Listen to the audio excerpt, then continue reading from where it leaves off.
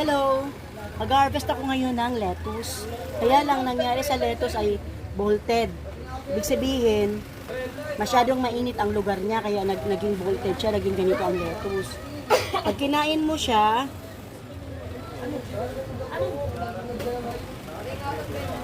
mapait. Kaya lang, lulutuin na lang natin siya mamaya. Isasawag natin sa chicken tocino. I-harvest na natin kasi tingnan mo mga bulaklak. Antayin na lang natin na mamulaklak. Tapos mamunga siya para itanim uli natin. Yun na lang muna harvest tayo.